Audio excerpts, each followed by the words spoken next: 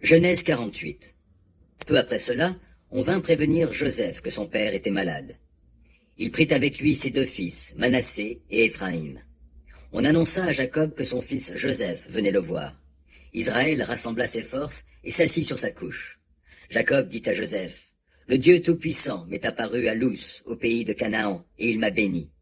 Il m'a dit, « Je te rends fécond et te multiplierai, je te ferai devenir une multitude de peuples, et, après toi, je donnerai ce pays pour toujours en propriété à ta descendance. Et maintenant, les deux fils qui te sont nés en Égypte, avant mon arrivée ici, je les adopte comme miens. Éphraïm et Manassé seront mes fils au même titre que Ruben et Siméon. Quant aux enfants qui te naîtront après eux, ils seront à toi.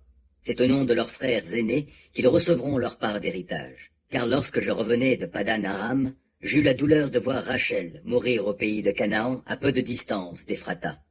C'est là, sur le chemin d'Éphrata, qui s'appelle Bethléem, que je l'ai enterré.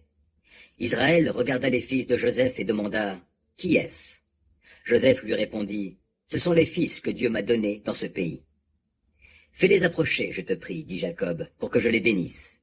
La vue d'Israël était affaiblie par l'âge, de sorte qu'il n'y voyait plus. Il les fit donc approcher de lui et les embrassa. Israël dit à Joseph, « Je ne m'imaginais pas te revoir, et voici que Dieu me fait voir même tes descendants. » Joseph reprit ses deux enfants d'entre les genoux de son père et se prosterna face contre terre. Puis il les prit tous les deux, Éphraïm à sa droite, donc à gauche d'Israël, et Manassé à sa gauche, donc à la droite de son père, et les fit approcher de lui. Mais Israël tendit la main droite et la posa sur la tête d'Éphraïm, qui était le plus jeune, et sa main gauche sur la tête de Manassé. Il croisa donc ses mains, bien que Manassé fût l'aîné. Il bénit Joseph et dit, « Que ces garçons soient bénis par le Dieu devant qui ont vécu mes pères Abraham et Isaac, le Dieu qui a pris soin de moi depuis que j'existe et jusqu'à ce jour, l'ange qui m'a délivré de tout mal. Qu'il perpétue mon nom et celui de mes pères Abraham et Isaac. Qu'ils aient beaucoup d'enfants partout dans le pays. » Joseph remarqua que son père avait posé sa main droite sur la tête d'Éphraïm. Cela lui déplut, et il prit la main de son père pour la faire passer de la tête d'Éphraïm sur celle de Manassé. Il dit à son père, « Pas ainsi, mon père, c'est celui-là, l'aîné.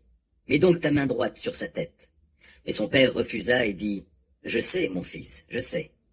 Celui-là aussi deviendra un peuple, lui aussi sera grand. Pourtant son frère cadet sera plus grand que lui, et sa descendance formera plusieurs peuples. » Ce jour-là, il les bénit ainsi.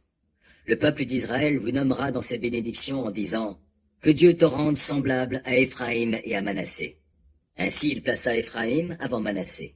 Puis Israël dit à Joseph, « Je vais bientôt mourir. Dieu sera avec vous et vous fera retourner au pays de vos ancêtres. Quant à moi, je te donne une part de plus qu'à tes frères. Sichem, que j'ai conquise sur les Amoréens avec mon épée et mon arc. »